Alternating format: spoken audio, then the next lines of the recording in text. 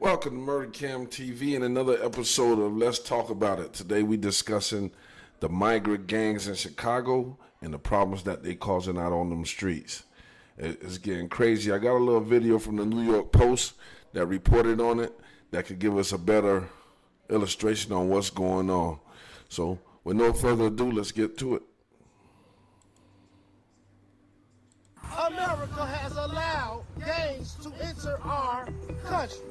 The migrants that are coming, they're taking over every block right now. The city of Chicago is going to go up in smoke, it's going to go up in flame. Gangs in Chicago are angry over the influx of migrants and criminals in their city. They say money that should be going to the African American community on the South Side is instead going to what they call non-citizens, and warn that turf wars between Chicago's gangs and groups like Venezuela's Tren de Agua could see Chicago, quote, go up in flames. Photographer Matt McDermott and I traveled to Chicago's South Side to see what was happening for ourselves after we heard about a police report last month that the Tren de Agua gang had taken over an office building there. We spoke to a number of young, hardcore gang members, as well as gang elders who have retired from the life, and just regular citizens who are very much part of the community. And they're all furious at the estimated $500 million that's reportedly been funneled toward new migrants in Chicago since 2022. $500 million. $500 million towards the migrants. And you got people here in the streets, homeless, starving, looking for places to stay, and the migrants get $500 million. Y'all remember, this is the doing of the Democrats. Do not let them fool you. All this voting for Kamala bullshit going on, do not let them fool you. And it's crazy because you already know the streets of Chicago off the chain already. Just imagine adding more vicious gangs to the streets. And they taking over blocks too. They ain't playing. They taking over blocks too. So if they don't fix this problem soon, it's going to be a big war on the streets. I'm telling you.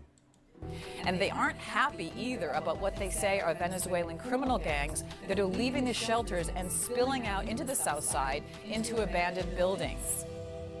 I spoke to Tyrone Muhammad of Ex-Cons for Trump, who runs a street patrol and violence prevention program. He's gone straight since his days as an enforcer for the gangster disciples. I ain't mad at him. And he said the situation is very tense on the South Side as turf battles between the local gangs and Venezuelan migrants heat up.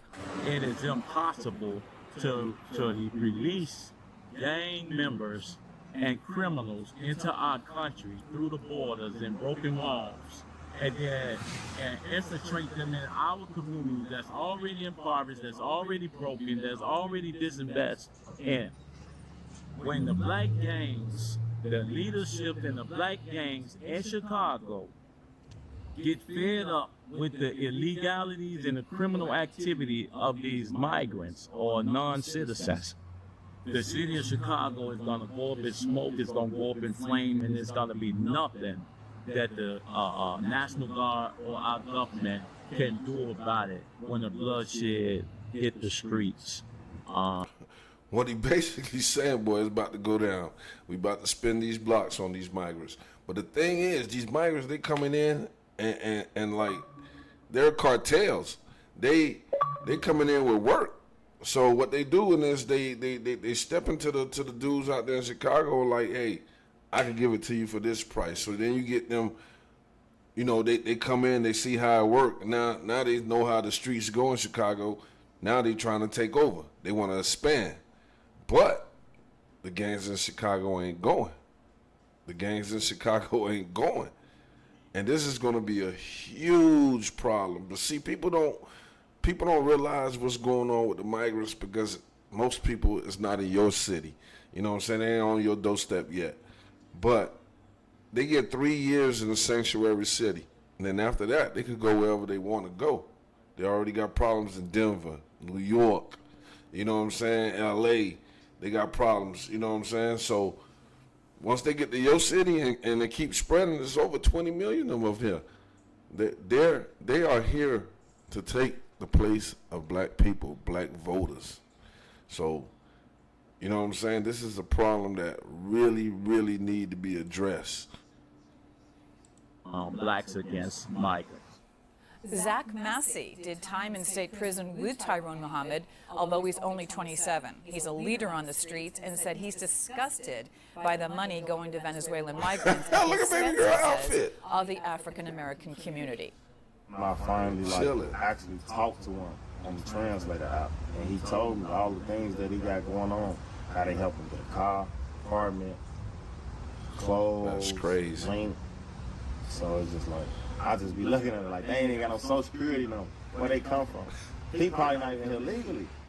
They get right That's here, they crazy. get quick housing, quick funding, food. They get cars with no license. They can't even read English and stuff like that. So they get all these perks when they get here, and we still here starving. So what we gonna do about it? Are y'all gonna listen to our cries? Corey Rogers with What we gonna do about it? What we gonna do about it? Well, we getting ready to vote, but we need to vote on the Senate. Your local mayor, governor. That's what you really need to vote on. Fuck the Kamala and Trump. That's the only thing that's gonna change these cities and these black communities or impoverished communities. So we need to vote locally. Be more worried about that than voting for the who's president, because there's no agenda for us, brown and black people. There's no agenda for us.